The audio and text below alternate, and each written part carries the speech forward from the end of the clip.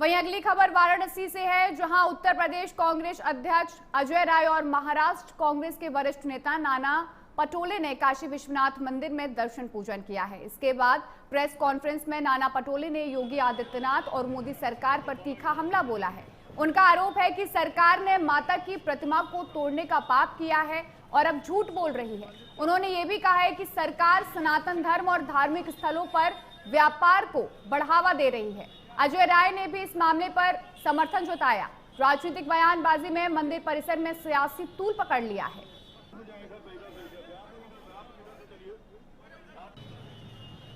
उसको सम्मान रखा, उसका पुनर्जीवन किया, उसी अल्लाह माता का प्रतिमा को ध्वस्त करने का पाप योगी सरकार और मोदी सरकार ने किया है।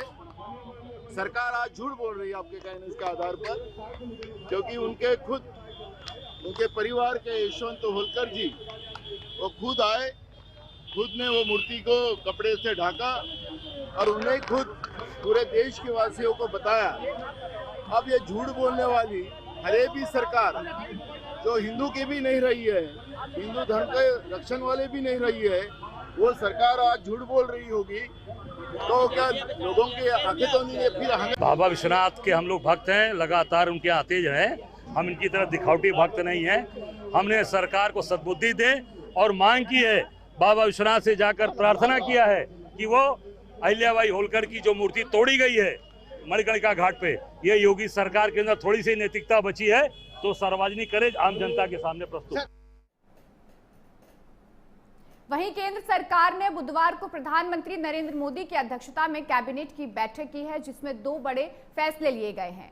ये दोनों ही फैसले देश की एक बड़ी प्रभावित करते हैं। क्या है ये दोनों फैसले जिन पर मोदी कैबिनेट ने मोहर लगाई है, देखिए इस रिपोर्ट में।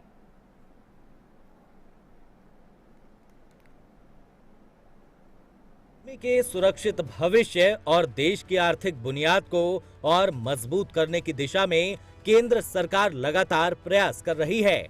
इसी प्रयास को और धार देते हुए बुधवार को कैबिनेट ने कुछ प्रमुख फैसले लिए हैं। फैसला ऐसा जिस फैसले का दूरगामी फायदा देश की एक बड़ी आबादी को राहत देगा।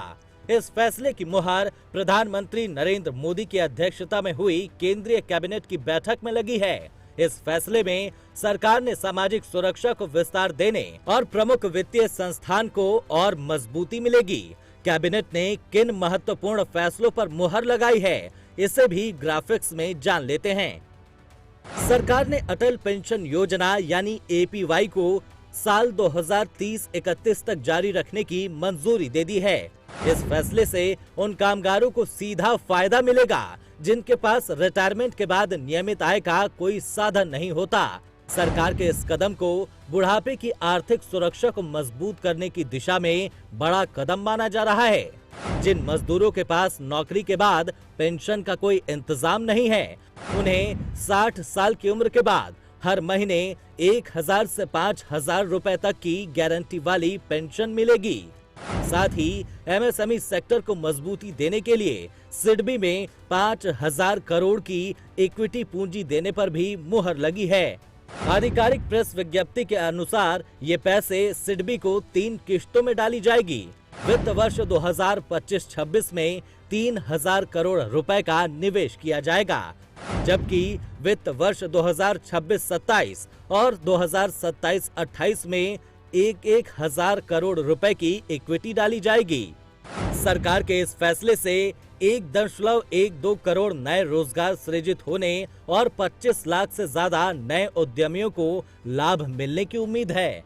प्रधानमंत्री मोदी की अध्यक्षता में कैबिनेट के जिन 2 फैसलों पर मुहर लगी है, ये दोनों ही फैसले देश की एक बड़ी आबादी को प्रभावित करते हैं। अटल पेंशन योजना जो देश के अधिकांश लोगों को आश्रय और जीविका का साधन है, तो वही MSME सेक्टर अर्थव्यवस्था की रीढ़ मानी जाती है, जिसका रोजगार के योगदान में बड़ी भूमिका है। अटल पेंशन योजना और सिडबी भारत के लिए क्यों महत्वपूर्ण है और इन दोनों योजनाओं की आवश्यकता और जरूरतों को भी जान लेते हैं। अटल पेंशन योजना सिर्फ एक सरकारी स्कीम नहीं है, बल्कि ये उन करोड़ों लोगों की लाठी है जो असंगठित क्षेत्र में काम करते हैं, चाहे वो रेहड़ी पटरी वाले हों, दिहाड़ी मजदूर हो या छोटे कारीगर। 2015 में शुरू हुई इस योजना ने अब तक 8.66 करोड़ लोगों को खुद से जोड़ लिया, जिससे ये देश की सामाजिक सुरक्षा व्यवस्था की एक मजबूत कड़ी बन चुकी है। अटल पेंशन योजना को साल 2031 तक विस्तार इसलिए दिया गया ताकि विकसित भारत 2047 के लक्ष्य को भी मजबूती मिले। वहीं सिडबी को 5,000 करोड़ रुपए देने के पीछे मेक इन इंडिया, आत्मनिर्भर भारत और स्टार्टअप इकोसिस्टम को मजबूती देने का उद्देश्य है। वित्तीय वर्ष 2025 के अंत तक 76.26 लाख MSME को वित्तीय सहायता मिल रही थी, जिसके वित्तीय वर्ष 2028 के अंत तक बढ़कर 102 लाख होने की उम्मीद है। सरकार के इस फैसले से लगभग 25.74 लाख नए MSME लाभार्थी जुड़ेंगे, जिससे जमीनी स्तर पर आर्थिक गतिविधियों में तेजी आएगी। अर्थव्यवस्था और रोजगार ये दो ऐसे क्षेत्र हैं जिनके विकास का रास्ता ही विकसित भारत 2047 का आधार है। यही वजह है कि सरकार इन दोनों ही क्षेत्रों को आगे बढ़ाने के लिए तमाम प्रयास कर रही है। कैबिनेट की बैठक में लिए गए दोनों ही फैसले देश की एक बड़ी आबादी के लिए राहत भरे निर्णय हैं। इसके साथ ही विकसित भारत विजन के संकल्पना को भी साकार करने में मील का पत्थर साबित होंगे। Bureau report, prime news. फिलहाल वंदे भारत में इतना ही। देश और दुनिया की तमाम बड़ी खबरें जानने के लिए देखते रहिए प्राइम न्यूज। नमस्कार।